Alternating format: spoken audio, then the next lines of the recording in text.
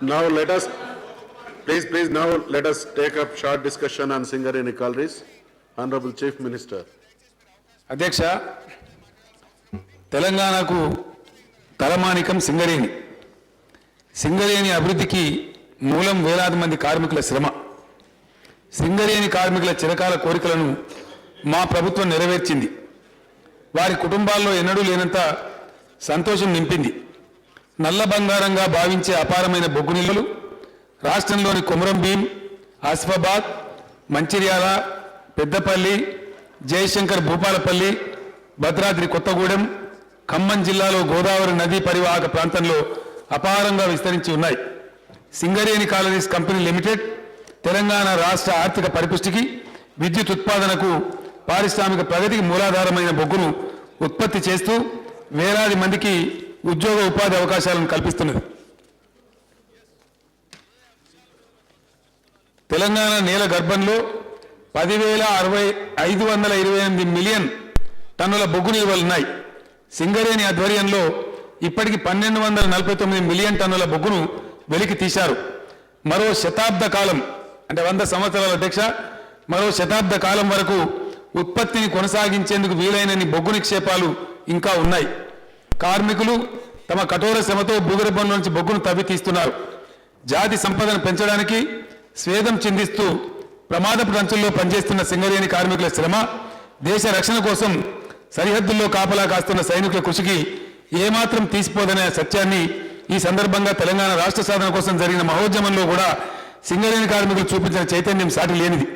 అందుకే మా ప్రభుత్వం సింగరేణి కార్మికులకు పెద్ద ఎత్తున ప్రయోజనం చేకూర్చే నిర్ణయాలను తీసుకున్నది. ఇంతింతై వడుడింతై అన్నట్టుగా సింగరేణి సంస్థ ఎదగడం వెనుక కార్మికుల అలుపెరగని శ్రమ ఉంది. 1871 సంవత్సరంలో జియోలాజికల్ సర్వే ఆఫ్ ఇండియాకు చెందిన డాక్టర్ విలియం కింగ్ ఇల్లందు ప్రాంతంలో మొట్టమొదటిసారిగా బొగ్గు నిల్వలను గుర్తించారు.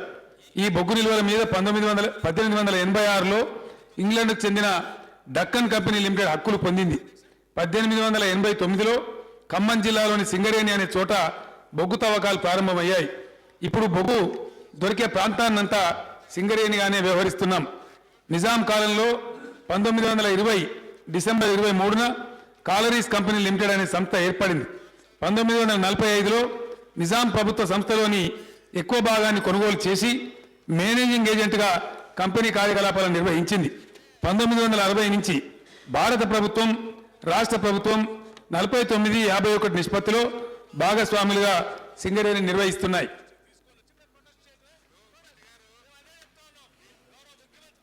దక్షిణ భారతదేశంలోనే బొగ్గు ఉత్పత్తి చేస్తున్న ఏకైక కంపెనీ సింగరేణి కావడం మన రాష్ట్రానికి గర్వకారణం. సంస్థ ఉత్పత్తి చేస్తున్న బొగ్గుతో మన రాష్ట్రంతో పాటు కర్ణాటక, మహారాష్ట్ర, తమిళనాడు, ఆంధ్రప్రదేశ్ రాష్ట్రాల థర్మల్ విద్యుత్ అవసరాలు తీరుతున్నాయి. ప్రతి సంవత్సరం 600 లక్షల టన్నుల బొగ్గును సింగరేణి ఉత్పత్తి చేస్తున్నది. ఇందులో 78.71% బొగ్గు ద్వారా థర్మల్ విద్యుత్ అవుతుంది. రాష్ట్రానికి, దేశానికి విద్యుత్ వెలుగులు అందిస్తున్నది. ఇంకా స్పాంజ్ ఐరన్, సిమెంటు, ఎరువులు, ఫార్మా తదితర పరిశ్రమలకు అవసరమైన బొగ్గును కూడా సింగరేణి సరఫరా చేస్తున్నది.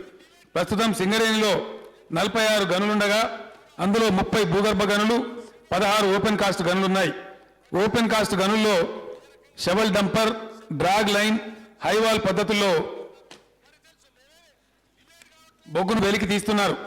భూగర్భ గనుల్లో longwall, continuous miner, blasting gallery, SDL, LHD పద్ధతులు అవలంబిస్తున్నారు. భూగర్భ గనుల్లో బొగ్గు అత్యధికంగా ఉత్పత్తి చేయడానికి అనువైన భారీ Adriyala long wall project Singareni కలిగి ఉంది. సింగరేణిలో మొత్తం 56,866 మంది కార్మికులు పనిచేస్తున్నారు. బొగ్గు గనుల్లో 34,764 మంది కార్మికులు పనిచేస్తుండగా ఓపెన్ కాస్ట్ గనుల్లో 10,427 మంది కార్మికులు పనిచేస్తున్నారు.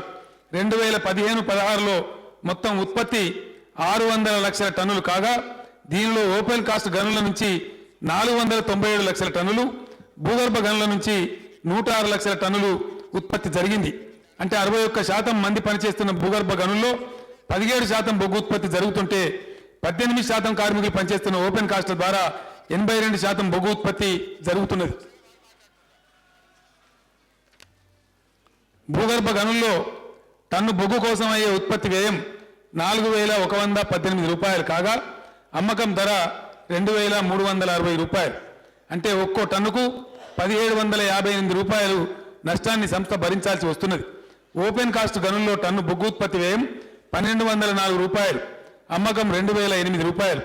ప్రతి టన్ను పైన 804 రూపాయలు లాభం వస్తున్నది. 2015-16 సంవత్సరంలో భూగర్భ గనుల వల్ల 1,869 కోట్ల రూపాయల నష్టం రాగా ఓపెన్ కాస్ట్ గనుల ద్వారా 3,998 కోట్ల రూపాయల లాభం వచ్చింది. ఇదే విధంగా గత 6 సంవత్సరాలలో భూగర్భ గనుల ద్వారా వచ్చిన నష్టం 8,118 కోట్ల రూపాయలు కాగా ఓపెన్ కాస్ట్ గనుల ద్వారా వచ్చిన లాభం 12,469 కోట్ల రూపాయలు. భూగర్భ గనుల ద్వారా వస్తున్న నష్టాన్ని ఓపెన్ కాస్ట్ల ద్వారా వస్తున్న లాభాలతో పొడుస్తూ సంస్థ ముందుకు పోతున్నది.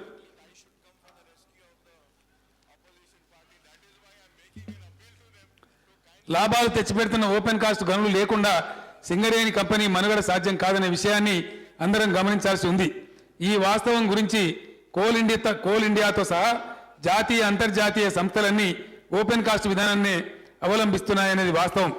ఓపెన్ కాస్ట్ ప్రాంతాలలో పర్యావరణ రక్షణ కోసం ఇప్పుడు అమలవుతున్న విధానం కన్నా మెరుగైన సమగ్రమైన విధానాన్ని ప్రభుత్వం రూపొందిస్తున్నది. భూగర్భ గనుల ద్వారా ఆర్థికంగా నష్టం వస్తున్నప్పటికీ వాటిపై ఆధారపడిన వేలాది మంది కార్మికుల ఉపాధిని దృష్టిలో పెట్టుకుని తెలంగాణ ప్రభుత్వం భూగర్భ గనుల ద్వారా ఉత్పత్తిని కొనసాగిస్తున్నది. భూగర్భ గనుల్లో నష్టాలను తగ్గించడం కోసం, లాభాల బాట పట్టించడం కోసం ప్రభుత్వం అన్ని ప్రయత్నాలు చేస్తున్నది. తెలంగాణ ప్రభుత్వం ఏర్పడిన తర్వాత కార్మికులకు అన్ని విషయాలు వివరించేందుకు మల్టీ డిపార్ట్మెంట్ లెవెల్ సమావేశాలు నిర్వహించాం.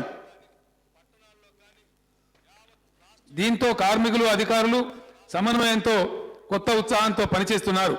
ఈ మార్పు వల్ల 2015-16లో 600 లక్షల టన్నులు ఉత్పత్తి చేసి 15% వృద్ధి రేటును సాధించిన సింగరేణి నేడు దేశంలోనే నంబర్ 1 కంపెనీగా నిలిచింది. కోల్ ఇండియా ఇతర ప్రభుత్వ రంగ సంస్థల కన్నా ముందున్నది. 2009-2014 మధ్య 5 ఏళ్ల కాలంలో సగటున 3% మాత్రమే వృద్ధిని సాధించిన సింగరేణి తెలంగాణ ప్రభుత్వం ఏర్పడిన తర్వాత 15% వృద్ధి రేటును సాధించడం గమనార్హం. కార్మికులను విశ్వాసంలోకి తీసుకుంటూ ప్రభుత్వం అనుసరించిన విధానాలు సత్ఫలితాలను ఇస్తున్నాయి. సింగరేణి లాభాల బాట పట్టింది. 2009-2014 మధ్య 5 ఏళ్ల కాలంలో సింగరేణి ఆర్జించిన లాభం ఏడాదికి సగటున 400 కోట్లు. సింగరేణి 400 కోట్లు. 2015-16లో సింగరేణి ఆర్జించిన లాభం 1066 కోట్లు. కష్టపడి సింగరేణికి లాభాలు తెచ్చిపెట్టిన కార్మికులకు సముచిత వాటా ఇవ్వాలని ప్రభుత్వం భావించింది. అందుకే ఇటు సింగరేణి చరిత్రలో కానీ అటు దేశ చరిత్రలో కానీ ఎన్నడూ లేని విధంగా లాభాల్లో 23% వాటాను అంటే 245 కోట్ల రూపాయలను కార్మికులకు చెల్లించాం. దీపావళి బోనస్ కింద ప్రతి కార్మికుడికి సగటున 54,000 రూపాయల చొప్పున మొత్తం 303 కోట్ల రూపాయలు చెల్లించాం. ఈ విధంగా ఒక్క నెల రోజుల లోపే దసరా, దీపావళి పండుగల సమయంలో ఒక్కో కార్మికుడు సగటున 1,00,000 నుంచి 1,25,000 వరకు పొందారు. ఈ నిర్ణయం కార్మికుల ఇళ్లలో పండగ ఆనందం కన్నా మించిన ఆనందం పంచింది. సింగరేణి కార్మికులకు ఎంతో కాలంగా ఉన్న డిపెండెంట్ ఉద్యోగాల హక్కును 1998లో అప్పటి ప్రభుత్వం రద్దు చేసింది. హక్కును పునరుద్ధరించమని కార్మికులు గత 18 ఏళ్లుగా మొరపెట్టుకుంటూనే ఉన్నారు. కానీ వారి వేదన అరణ్య రోదనగానే మిగిలిపోయింది. ఏళ్ల తరబడి కార్మికులు చేసిన సేవలకు గుర్తింపుగా వారు కోరిన వారికి ఉద్యోగాలు ఇవ్వడం న్యాయమని మేము భావించాం.